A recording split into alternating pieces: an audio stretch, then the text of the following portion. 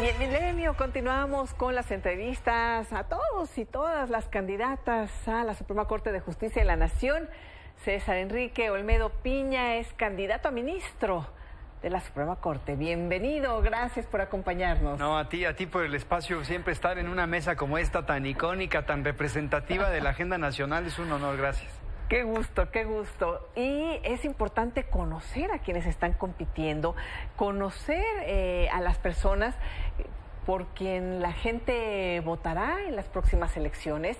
Y platícanos un poco, de comentar, decía César o Enrique, César Enrique, pero más bien en este caso serás Olmedo 58, porque sí. Es que sí, son tantos candidatos y candidatas y el número va a ser muy importante de recordar, ¿verdad? Es representativo. Cuando estábamos pensando en cómo hacer la campaña, imagínate, ¿no? Alguien que como yo ha estado en un despacho de litigio constitucional y en la academia, de pronto pensar cómo vas a hacer una campaña electoral, cómo vas a llegar a las personas, sí. Pues nos hizo reflexionar muchísimo, y hablo en plural porque afortunadamente se fueron sumando amigos y colegas que tenían más experiencia, porque claramente uno llega a estos ambientes y desde mí te puedo decir que experiencia así que tenga mucha política electoral, no, porque la actividad mía ha sido, como te digo, en un despacho de litigio constitucional y en la academia. Okay. Entonces nos hizo pensar, bueno, ¿qué puede compartirse a las personas que sea de retención fácil, ¿no? Entonces pensábamos ahí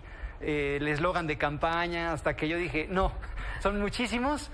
Olmedo 58, y con eso tengo. Ajá. Porque van a votar por un número, Elisa, van a votar por ministros de la Corte, bueno, por muchos cargos, pero el que a mí compete, sí, como ministro de la Corte, y entonces pondrán las personas en la boleta electoral el número de nosotros. O sea, ¿aparece tu nombre y número en la boleta? Aparece el nombre, sí, hay dos columnas, la de mujeres y la de hombres, sí, sí. Y en los hombres viene el número, que el mío es el 58, viene después el poder que te propuso, unas iniciales pequeñitas, dice PL y PJ, en mi caso, sí, Poder Judicial, Poder Legislativo, y luego ya el nombre, ¿no? Olmedo Piña César Enrique. ¿A ti quién te propone, el Legislativo? El Legislativo y el Poder Judicial, son los dos poderes que me propusieron. Los dos. Los dos. Y cuando dices me he dedicado al litigio constitucional y a la academia, ¿en dónde? Sí, gracias por la pregunta. ¿Cuándo? Sí, a ver, el despacho es de Ignacio Burgó Orihuela, que prácticamente es el constitucionalista referente del siglo pasado. Y ahí desayunamos, comemos y cenamos juicios de amparo, controversias constitucionales, acciones de inconstitucionalidad, todos los procesos que lleva la Suprema Corte. Sí. O sea, conoces perfecto el cómo se lleva desde el lado de la abogacía, del despacho, sí, pero con todo lo que lleva. O sea, conoces muy bien incluso a los ministros y ministras. ¿Desde cuándo estás? No a todos, porque no todos los casos nuestros fueron a todas las ponencias, pero sí hay cercanía, porque cuando uno va a exponer los famosos alegatos de oreja, de lo que hemos hablado mucho, una idea mía es que están regulados para que esté la otra parte presente, ¿no? Pero sí fue familiar hablar con ellos también, ¿no? Hablar con magistrados y también con jueces, porque la actividad del postulante es eso también, es ir a hablar, ir a defender, ir a exponer un punto, y de ahí también sirvió la parte académica, ¿no? ¿Y hace cuánto estás en el despacho? El despacho es de 2011, justo con la reforma de derechos humanos y a amparo, bien. Ahí entré. Fue importantísimo ese momento, sí, ¿no? Sí. Un rompeaguas. Y con y la Corte siempre ha sido muy emocionante, incluso la conformación de la propia Corte, cómo se fue transformando, pero con debates muy interesantes, ¿no? Sí, no, en este tiempo, a ver, lo que fue 2011 empezó la 10ª época. Para quienes nos ven tu auditorio dirían, bueno, ¿qué es la 10ª época?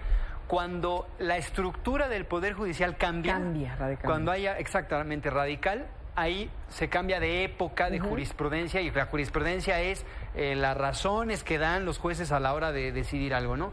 Entonces, toda la conformación de la Corte se fue moviendo, incluso desde el 94. ¿No? Sí. Y ahorita ya es un tribunal más consolidado, y sin duda empezará una época, el 1 de septiembre, que tomaremos cargo los ministros electos. Oye, y ahora serán 9 ministros y ministras. Así es. ¿Te gusta esta conformación?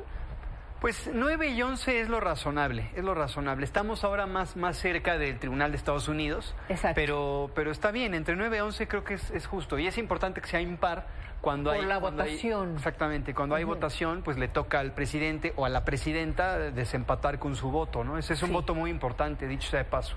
Sí. Bueno, ¿y en la academia? En la academia, ahí tengo más años. Yo creo que desde que estaba en la preparatoria empecé a dar clases porque me ha gustado mucho. Y entonces eso me ha permitido, pues, conocer los grados, ¿no? En secundaria, en preparatoria, en licenciatura, en posgrado. Y ese ha sido el aspecto que ha complementado lo que uno aprende como postulante. Porque entonces, de un lado, ves la parte técnica, la parte de plantear un punto fino. En cambio, el de la academia no es breve, es expositivo, es más analítico, es con prácticas, es con lecturas. Sí. Entonces, si tú juntas las dos, tienes un perfil ahí en el número 58, que soy yo. Sí, en el número 58. Sí, oye, tengo que insistir con el número. Olmedo 58, además, sí. Esta parte de la academia me parece que es importante porque los maestros, las maestras tienen esta capacidad de transmitir. Sin duda. Y hablo en este proceso en particular, en este proceso de lanzarte ya a una candidatura, cuando, pues sí, la gente en general vinculada al Poder Judicial, pues no estaba en campañas y no se dedicaba a la política y no, en fin, algo nuevo, pero eso te ha ayudado, el tema de... Totalmente, es que el desafío... ¿De la docencia? Sí, esa pregunta es estratégica, es clave, porque quienes no hemos estado en ambientes políticos, la academia se volvió el pivote o se volvió el puente que nos permite expresar una idea con un poco más de claridad, porque el desafío, sin duda lo dijiste, el desafío es que quienes estamos del otro lado y que somos personas, y muchos candidatos lo son así, de estudio, de paredes, de expediente, de linealidad, bueno, no sé si esa palabra existe, más bien de estar en una sola línea. Sí.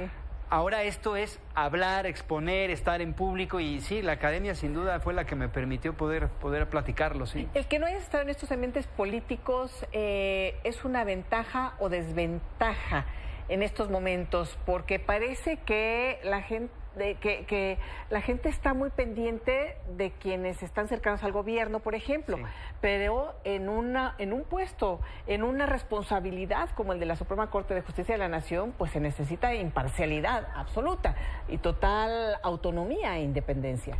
Es ventaja, y te lo voy a decir con quien fundó el despacho, que Ignacio Burgó Orihuela, en un texto breve que tiene, que se llama El jurista y el simulador del derecho.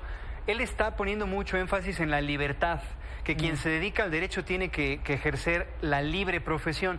Entonces, es una ventaja porque a mí me ha permitido llegar a la boleta de manera libre.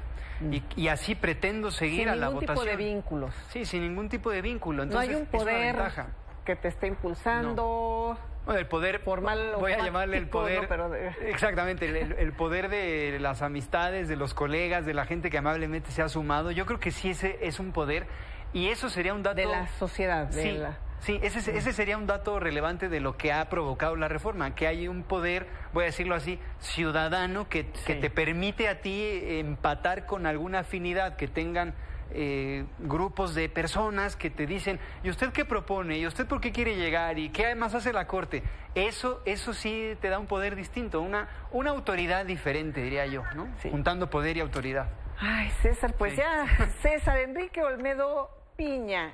¿Eres algo de la ministra Piña? Nada. Ok, nada. Bueno, nada más para... No. Hablando de los vínculos. Te agradezco muchísimo la pregunta porque claramente lo pensamos. No, nada. Ni de ningún ministro, ni de ningún juez, nada. César Enrique, te agradezco el haber estado con nosotros. Vamos a estar muy pendientes y sigamos en contacto. ¿Cómo no? Pase lo que pase.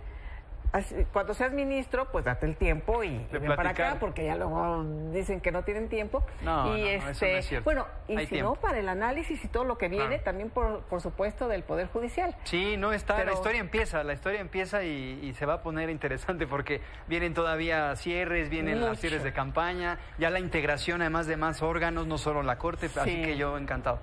Gracias por la invitación. Muchísimas gracias. No, al contrario, a ti y al Buenas auditorio noches. que están viéndolo. Buenas.